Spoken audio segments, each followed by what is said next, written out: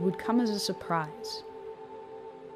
The secure communication system transmitting to the Ohio-class U.S. submarine fleet would be the first to receive the command. Patrolling both the Atlantic and Pacific Oceans, they are undetected.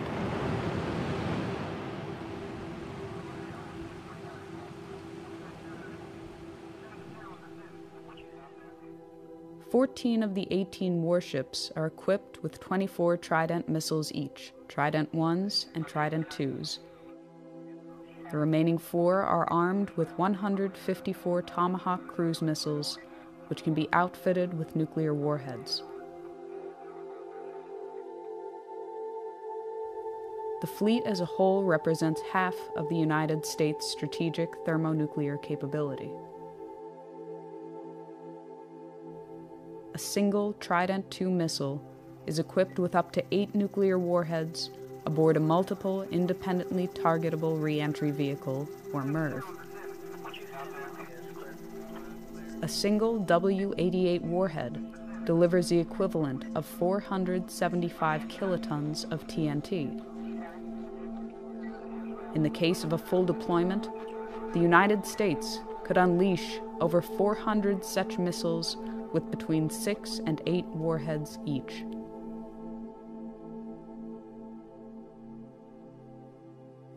From the time of launch, it can take less than 10 minutes for an SLBM to reach its target, or as little as 5 minutes if it is flown on a depressed trajectory. This allows a very short margin for reaction.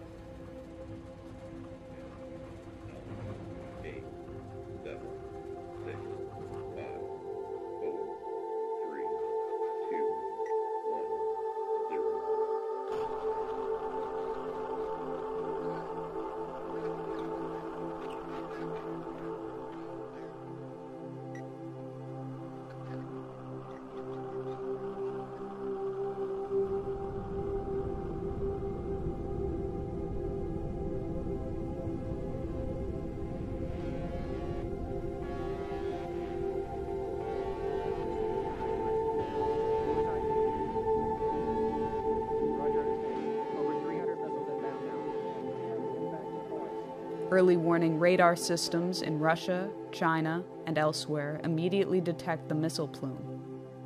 They can determine the trajectory and intended target of the missiles. Minutes fracture into seconds. This is not a test. This is not scheduled.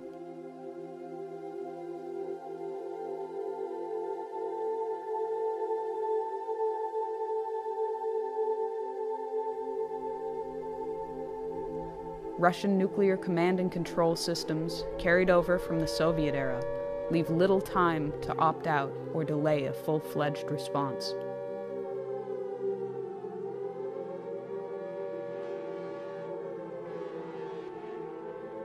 Within 50 seconds, the missile has peaked above the Earth's atmosphere. It reaches its top speed. The engine drops off. The bus releases multiple warheads as well as decoys. The radar systems on the ground are overwhelmed and unable to differentiate the two when they are in post-boost phase. Re-entering the atmosphere, the decoys burn off, and the warheads enter their terminal phase.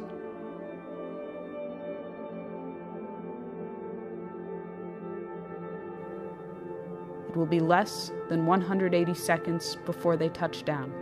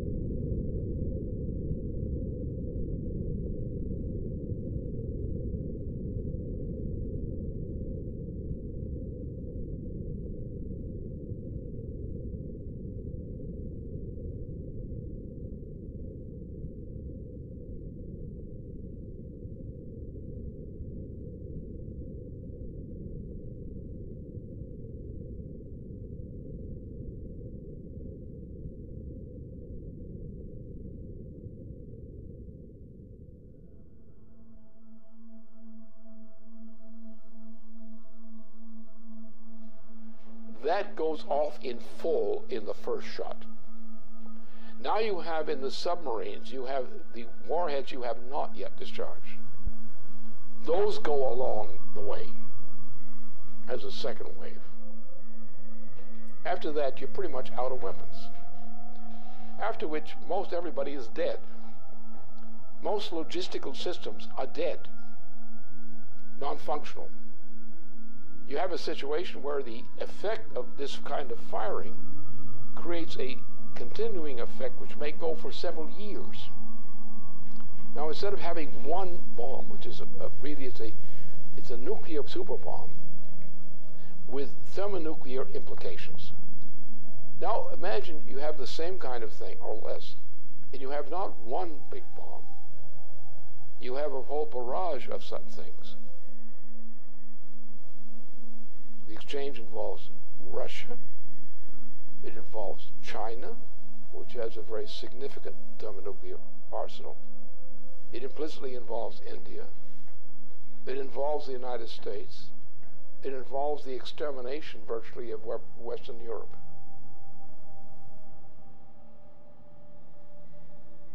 And this is what Obama represents. It's what he's intended.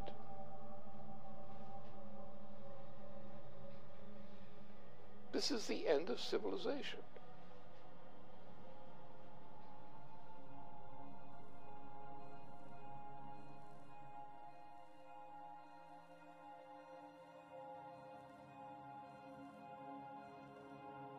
The flash was unimaginably bright.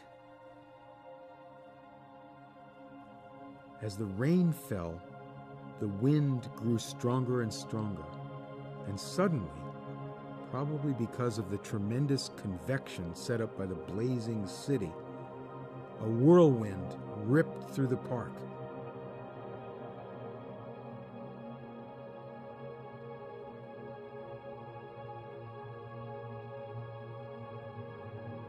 They all felt terribly thirsty, and they drank from the river.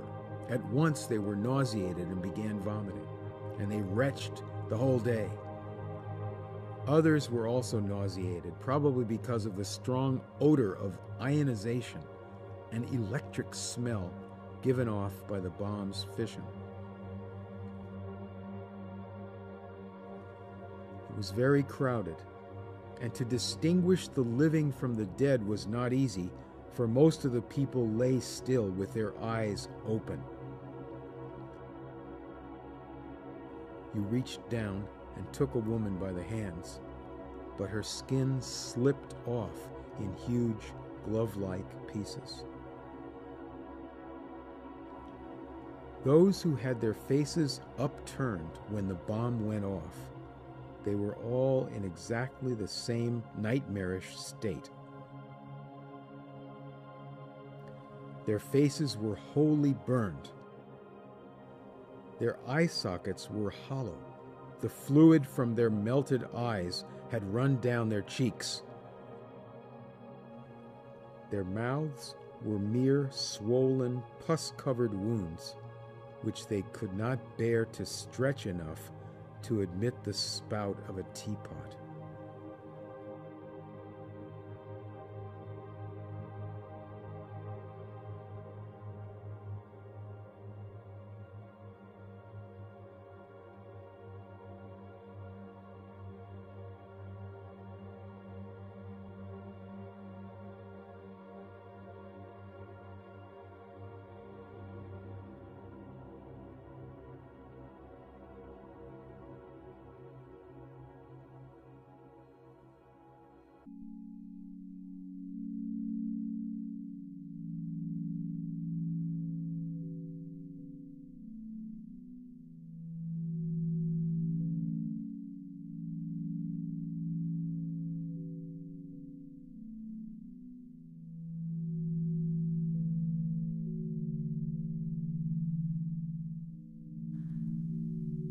The current world population is 7 billion persons.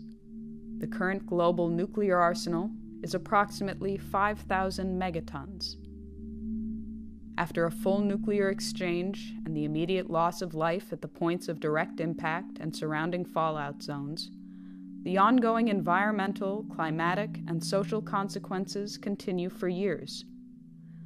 The dust and soot picked up from fires, burning cities, and other target sites has been compared to a volcanic eruption, but far more long-lasting. A regional nuclear conflict, employing only 0.3% of the global nuclear arsenal, would potentially result in 1 to 5 million metric tons of black carbon that would be spewed into the Earth's atmosphere.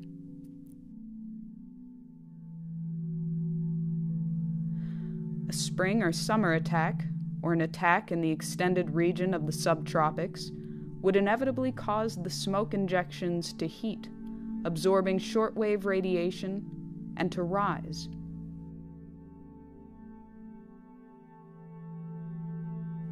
Within a week, what is not washed out immediately in black rain has risen through the troposphere and into the upper stratosphere, where it will remain for many years.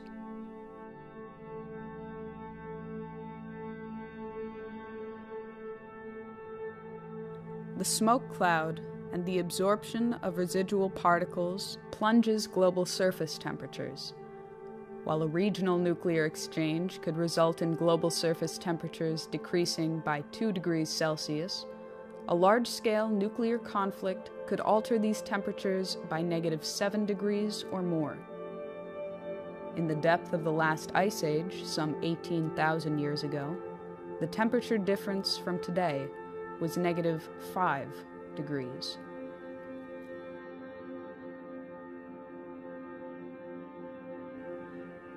Famine for billions of people far from the target zones would be the result of a -2 degree change.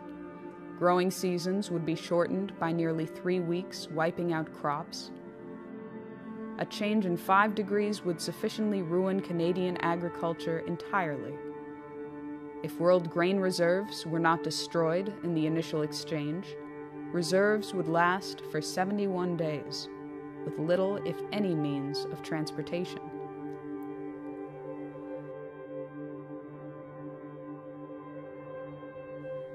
The global hydrological cycle would be disrupted due to the rapid climate change, and global precipitation would likely drop by 45%. The total integrated dose of radiation to living things could reach up to half the level of lethality for human beings, even in regions of the world outside the war latitudes. If nuclear installations were targeted, including plants, fuel cycle installations, and waste dumps, and nuclear materials were vaporized, it would create a very long-lasting impact on survivors.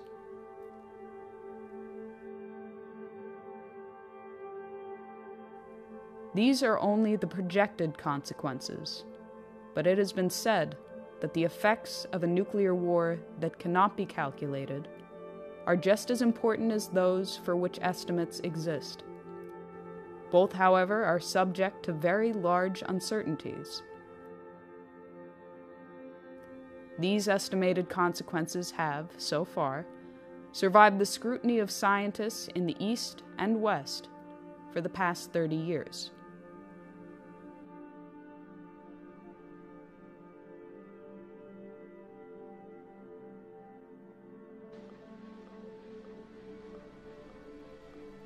This is a full-scale commitment to an attack on the entire Eurasian continent, especially the Asian side.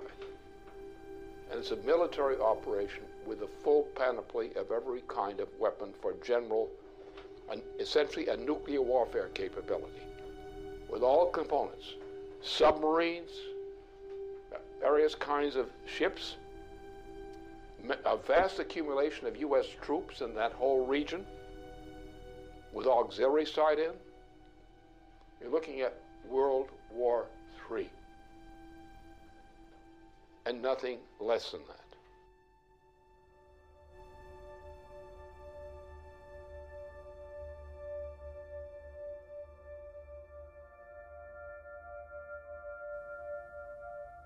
the period of late 2011, U.S. President Barack Obama inaugurated a Pacific Century, or a Pacific Pivot, which expands U.S. military presence in the naval theaters of the Pacific and Indian Oceans. This expansion has been seen as an attempt to contain China and erode its regional sovereignty by building up a presence in bordering territories.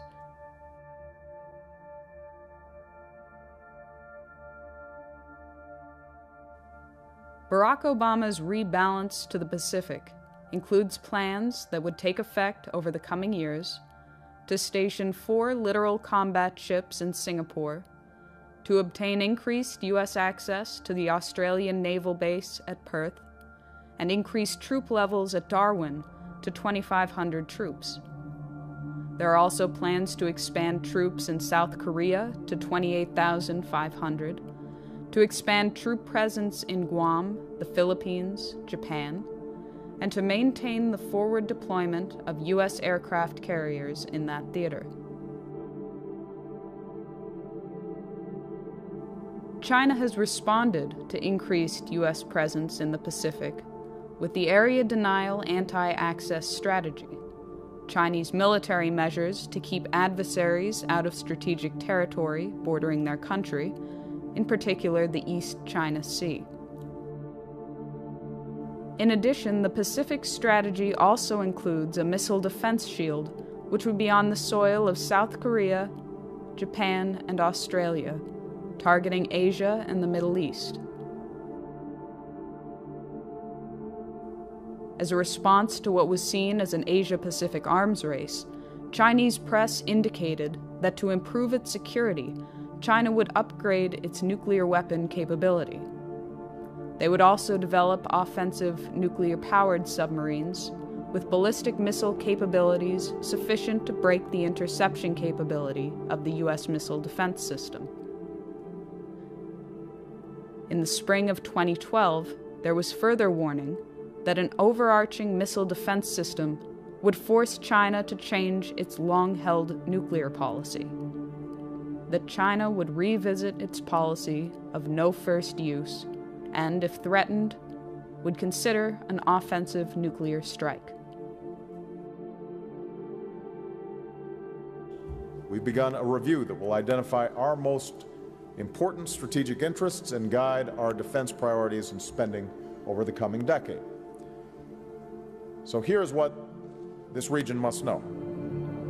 As we end today's wars, I have directed my national security team to make our presence and mission in the Asia-Pacific a top priority.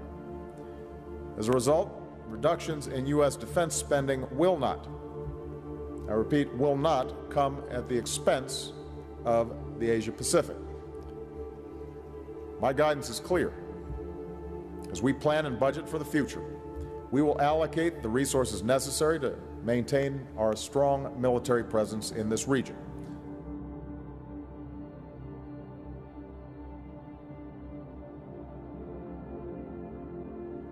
Since the 2009 inauguration of the Obama administration, plans for the European phased adaptive approach have continued and escalated in spite of Russian offers of a joint ABM system. In May 2012, NATO announced that Phase 1 of that system was operational.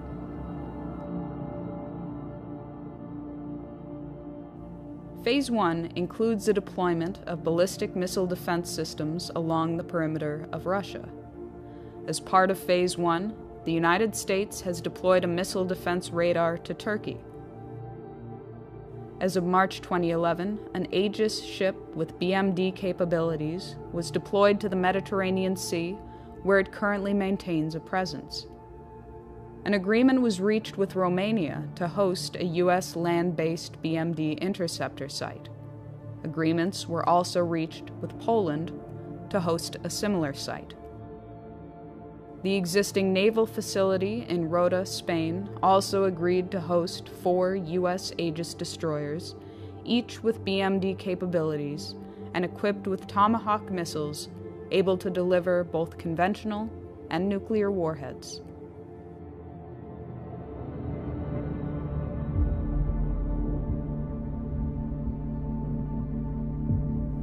Responding to the inauguration of Phase 1, Chief of the General Staff of the Russian Armed Forces, General Nikolai Makarov, warned that while a joint U.S.-Russia development of a BMD system was an option that should be pursued, the continued buildup of a BMD system on Russia's border was seen as a threat to Russian security and a provocation. The military would, therefore, consider a preemptive strike against the sites from Kaliningrad using Iskander missiles, truck-mobile, nuclear-capable tactical missiles with a range of up to 400 kilometers. Размещение новых ударных вооружений на юге и северо-западе России. Для огневого поражения комплексов противоракетной обороны, включая развертывание ракетного комплекса «Искандер» в Калининградской области, представляет собой один из возможных вариантов разрушения инфраструктуры ПРО в Европе. С учетом дестабилизирующего характера системы ПРО, а именно создание иллюзии нанесения безнаказанного разоружающего удара, принятие решения об упреждающем применении имеющихся средств поражения будет приниматься в период обострения обстановки.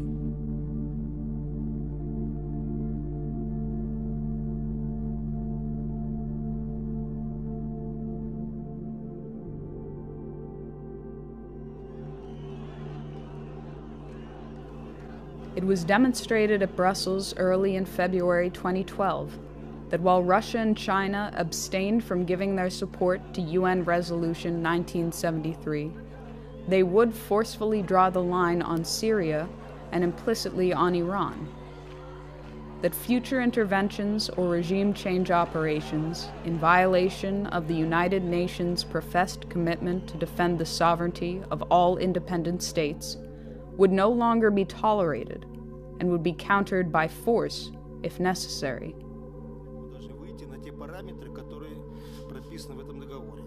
Одновременно будет развернута очень широкая работа к тем, чтобы все страны или весь ядерный клуб, который очень обширен сейчас, подключились к этому договору. Мы понимаем, что так нельзя. Я уже не говорю, что в какой-нибудь момент такие действия, которые подрывают государственный суверенитет, могут закончиться вполне себе такой полноценной региональной войной. И даже, никого не хочу пугать, с применением ядерного оружия.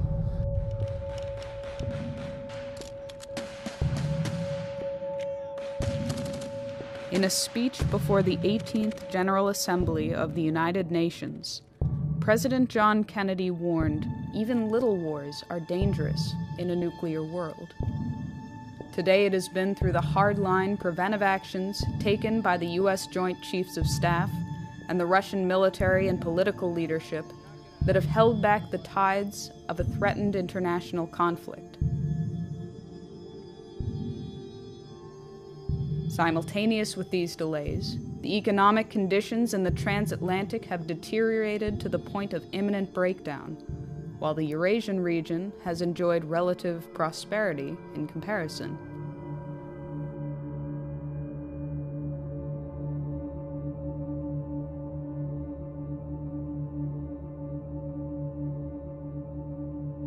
Since the hyperinflationary measures started in 2008 and continue unabated to this day, the transatlantic economies are in ruins and no longer maintain the semblance of economic power they had 30 years ago. Similarly, NATO no longer maintains the military power it had during the Cold War.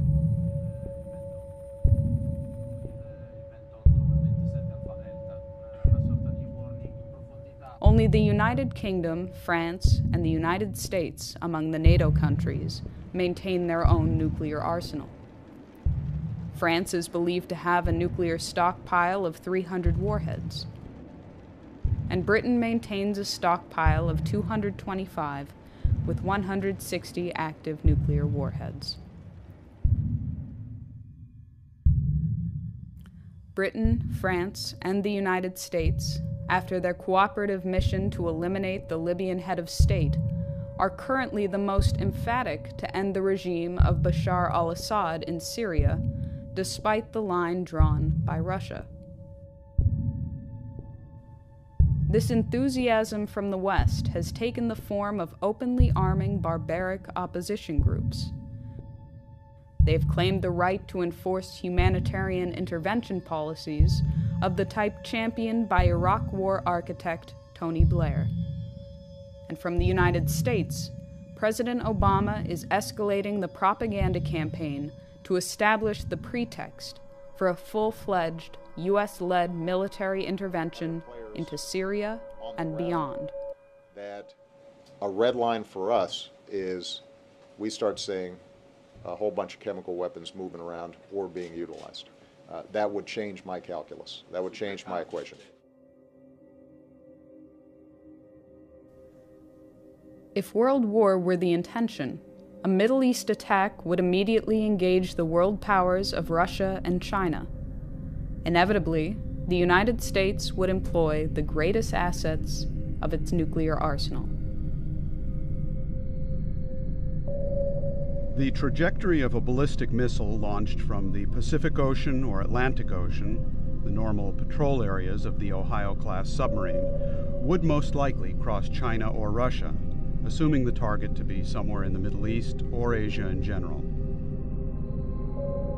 This has two significant implications. First, the U.S. would have to inform Russia or China of its intentions prior to initiating a strike from a submarine, if either of those two nations was not the intended target, which blunts the effectiveness of the strike. Second, the launch acts as a datum for the submarine itself. If the launch platform is also carrying nuclear weapons, the effect of launching a missile makes the entire submarine and its nuclear payload more vulnerable. Assuming that other nations have been informed of an intention to launch a strike from a ballistic missile submarine, this may afford a nation an opportunity to actually destroy the submarine. For these two reasons, it is unlikely that any U.S. president will execute a non-nuclear strike from an Ohio-class submarine on strategic deterrent patrol.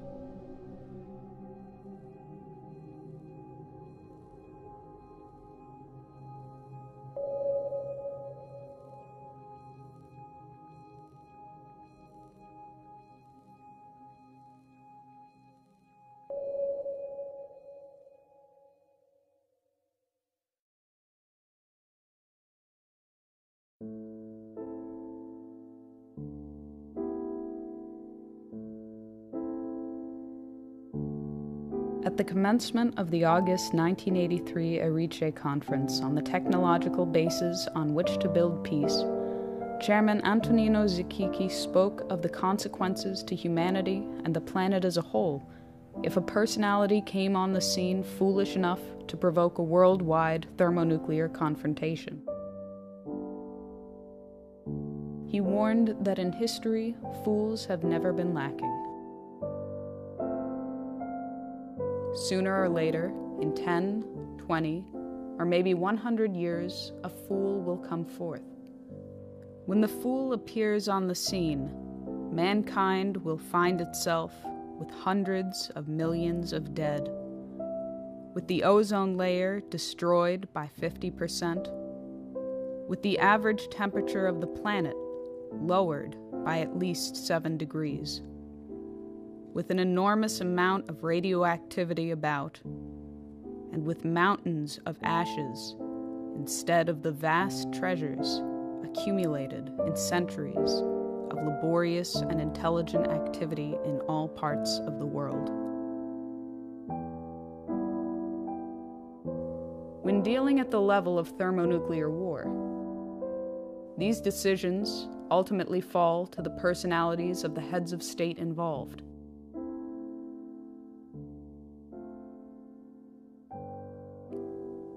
When the American people chose Dwight D. Eisenhower to lead the nation, it was his handling of the Suez Crisis which drew us back from what would have inevitably escalated into nuclear war.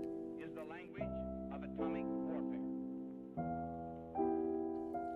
When the American people selected John F. Kennedy to be commander-in-chief, it was his commitment to survival and progress and peace that guided his hand in dealing with Soviet Premier Nikita Khrushchev in Cuba, in Berlin, and in securing a nuclear test ban treaty.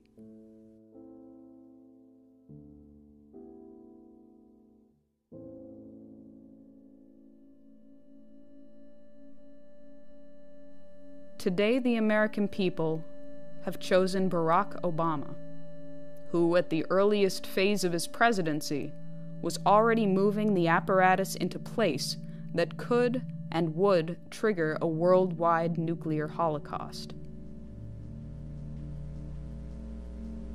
Obama, on his part, is clinically insane. His state of mind, as manifest, is that of a clinically insane person. And it's a clinical insanity of the Nero type. So therefore, he is in a mood and on a road toward his own self-annihilation, whether as a personality or even more drastic measures. That is coming. This man is a type who's capable of suicide. This may be the first clear suicide case in the U.S. presidency. He's in the direction of getting there. Whether he actually gets there, the fact remains he's now developing rapidly in that direction.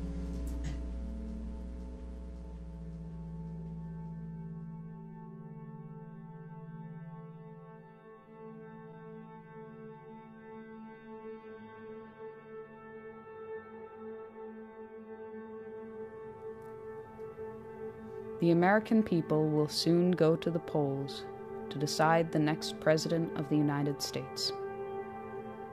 Recent estimates and reports indicate that the United States military, in particular the U.S. naval capability, will be at its peak deployment capacity in the coming months before elements are retired, phased out, or cut from the budget.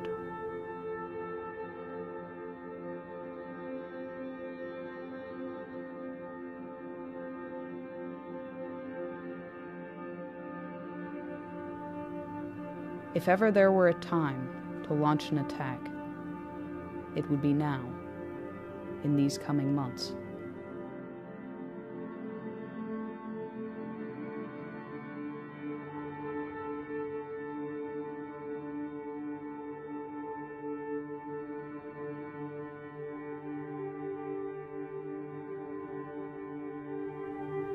If ever there were a time to prevent such an attack, it would be now, before the consequences of the November 6 election.